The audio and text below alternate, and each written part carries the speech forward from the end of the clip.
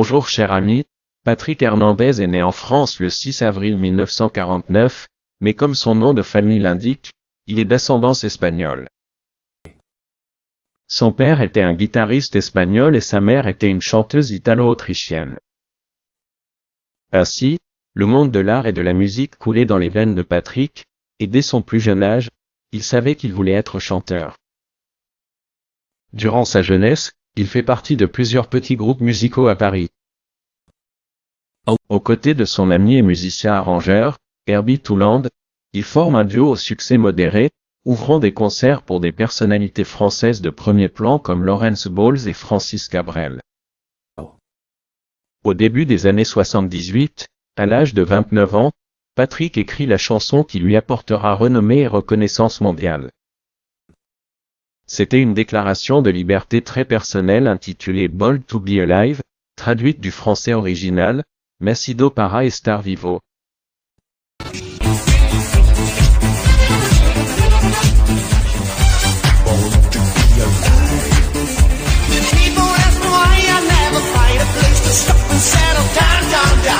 En quelques couplets seulement, le chanteur a exprimé que nous sommes tous nés pour vivre et profiter de la vie, et qu'il ne voulait pas compliquer son existence en suivant les conventions sociétales imposées par les autres. Patrick a présenté sa chanson à divers cadres, mais ils l'ont tous rejetée, affirmant qu'elle ne deviendrait jamais un succès. Cependant, dans sa poursuite, Hernandez a rencontré le producteur Gene Value, qui croyait au potentiel de la chanson. Ils ont déménagé en Belgique, où ils ont travaillé sur plusieurs chansons pour lancer le premier album solo de Patrick. Dans un studio de la ville de Waterloo, il peaufine et enregistre une version définitive de la chanson, désormais intitulée World Tour by Alive. En novembre 1978, la chanson sort en single et son succès explose massivement. En moins de 2 mois, Patrick a reçu son premier disque d'or pour avoir vendu 50,000 exemplaires. Le succès se répandit rapidement dans toute l'Europe et dans le reste du monde. À la fin de 1979, la chanson avait remporté 52 disques d'or et de platine avec ses ventes, dépassant finalement les 25 millions d'exemplaires vendus.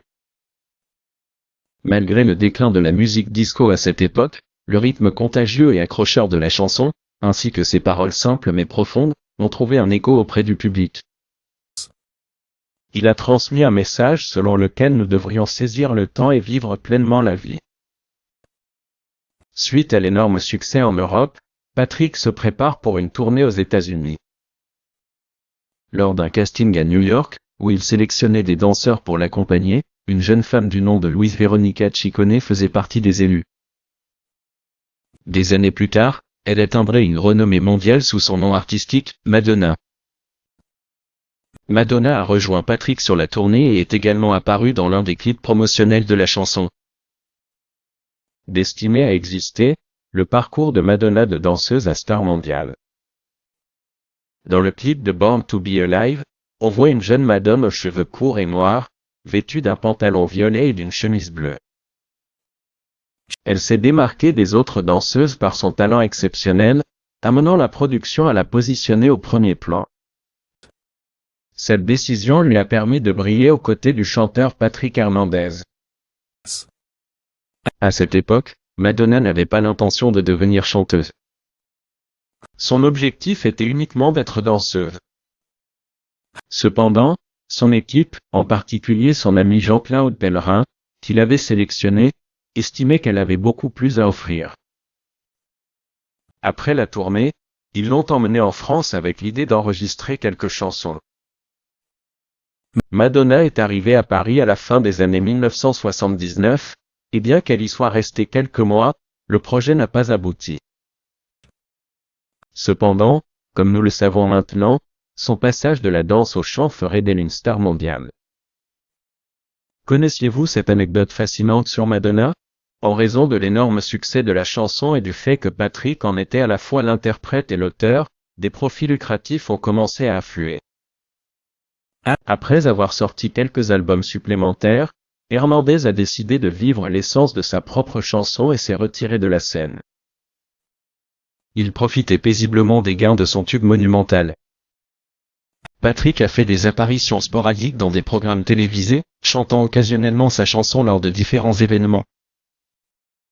Cependant, il ne s'est jamais soucié de reconquérir le sommet des charts. Il a enregistré quelques chansons ici et là comme passe-temps, une décision critiquée par certains mais saluée par d'autres. Que pensez-vous de la retraite anticipée de Patrick pour vivre une vie tranquille? Patrick Hernandez est sans aucun doute une merveille à succès unique, mais il se démarque de nombreux autres chanteurs à succès. Sa chanson est devenue si incroyablement célèbre au fil des ans que même maintenant, plus de 4 décennies après sa sortie, elle continue de générer une somme d'argent substantielle pour son auteur. Dans une interview 27 au magazine français Gala, Patrick Hernandez a déclaré « Quand je me lève le matin, je ne m'inquiète pas particulièrement pour mon avenir car je sais que je gagnerai entre 800 et 500 € par jour. » Pour avoir écrit et enregistré cette chanson. Il a en outre expliqué que ce montant pourrait être encore plus élevé lorsque la piste est utilisée par une grande marque dans une publicité. Le succès durable de Born to Be Alive a assuré un revenu stable à Patrick Hernandez, consolidant sa place dans l'histoire de la musique. Ajoutez un homme ou quelque chose de similaire, un événement qui se produit fréquemment. Depuis sa sortie, la chanson a été utilisée dans divers contextes, notamment des programmes d'exercices sportifs et de nombreux autres thèmes.